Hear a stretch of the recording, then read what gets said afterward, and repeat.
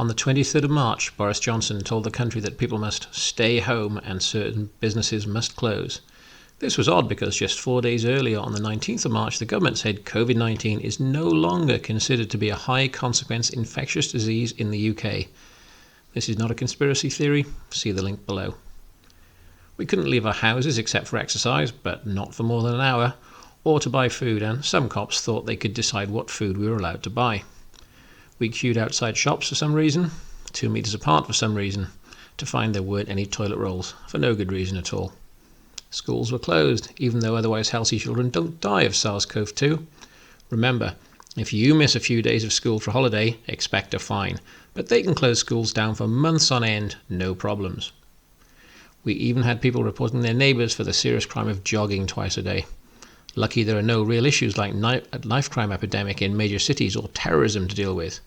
You might remember people were asked to volunteer for the NHS. 800,000 people did. How many were used? We followed comically large arrows on the floor trying to create one-way systems in the aisles and were glared at if we doubled back because we'd forgotten the coffee. Our social lives were smashed and we weren't supposed to have adult relations with anyone we didn't already know. I hope you all obeyed that one. And why? There was a killer virus on the loose. 500,000 people were going to die. A nerdy-looking professor from Imperial College said so. Back then we didn't know his predictive record was awful. He was wrong on foot and mouth, wrong on bird flu. He claimed 200 million people worldwide would die. It actually killed 455. He was wrong on BSE and wrong on swine flu. He claimed 60,000 Brits would die. 283 actually did.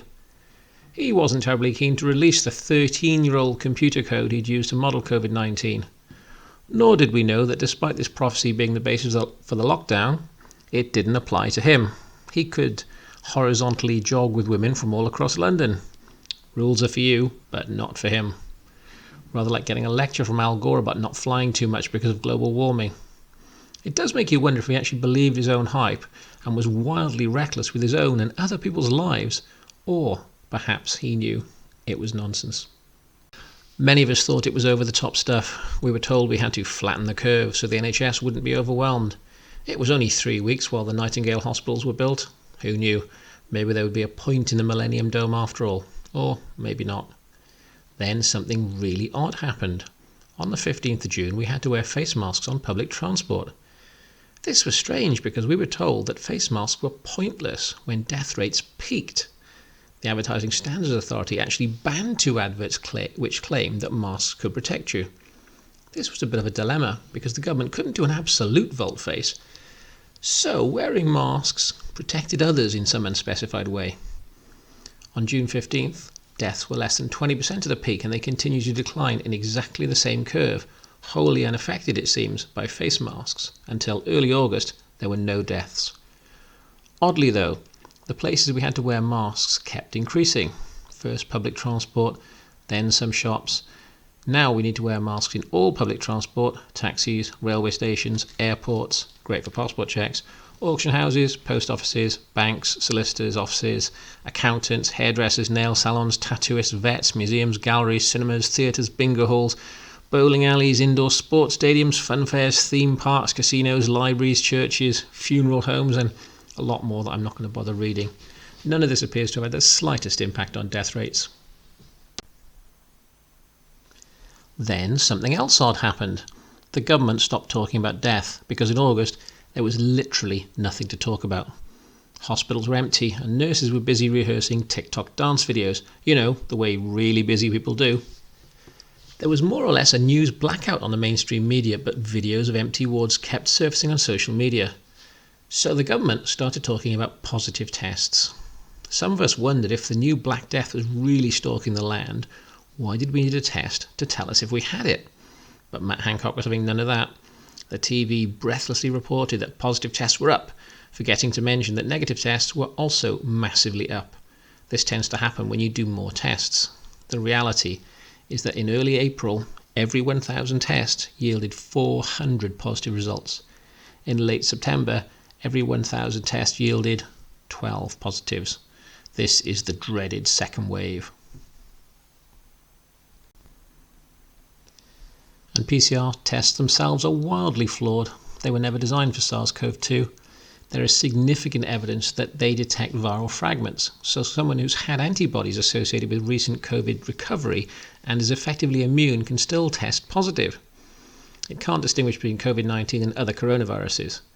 There is a known and conceded false positive rate of 0.8%. So every 100,000 tests you do, you'll get about 800 false positives. Local lockdowns have been triggered when infection rates get above 50 per 100,000. Anyone see a tiny problem? Worst of all, they never give the iteration rate of the PCR tests, which according to the European Journal of Microbiology is absolutely key. It's rather like saying that if a class has passed their maths exam without mentioning the pass rate. Was it 97% or 3%?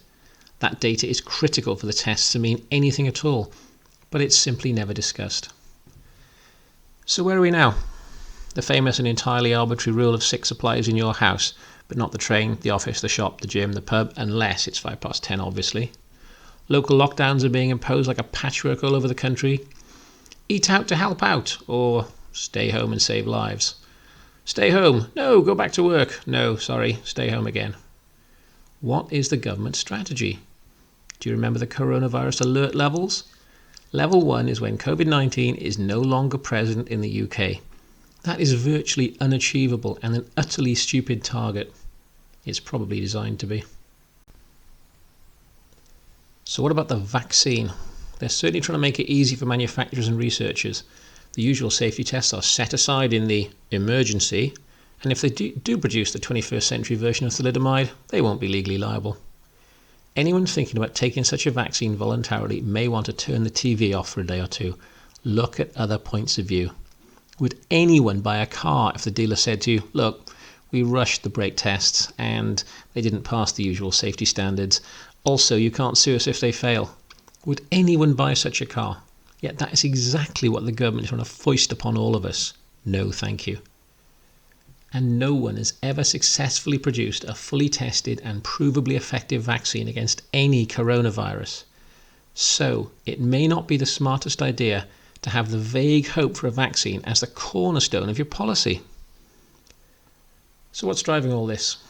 It's hard to say for sure, but there are a few possibilities. First, some politicians may be liking the power. The exercise of power stimulates the same pleasure centers in the brain as cocaine.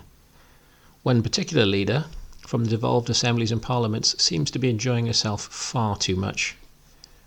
Then there's the possibility that Johnson and Hancock have painted themselves into a corner. They hid behind the science to avoid any criticism at the start of this thing, and now they may be prisoners of it. Certainly whenever Johnson appears on TV with Whitty and Valance, it rather looks like a hostage video. Some of them still believe the hype, but I rather doubt that's very many. A lot of these people are sociopathic, but not stupid. There's always the possibility that certain politicians have been offered lucrative gigs after politics if they say the right things now and buy the right drugs. That's real money to be made here. Never discount the second oldest motive in the world. And it would take a bold politician to say, look, we didn't have much information at the start and we overreacted. It looks like Sweden and Belarus had it right. So, isolate grandma, but no more lockdowns, throw away the face masks if you want to. Life has a degree of risk. So stop hiding behind the sofa and live. Live like the free person you are. I don't have the right to put you in house arrest for half a year. Please don't let me think for you. Yep, that would take a bold politician, a leader. We have none. So please tell me in the comments what you think is really driving this. If you like this, please like, recommend and subscribe.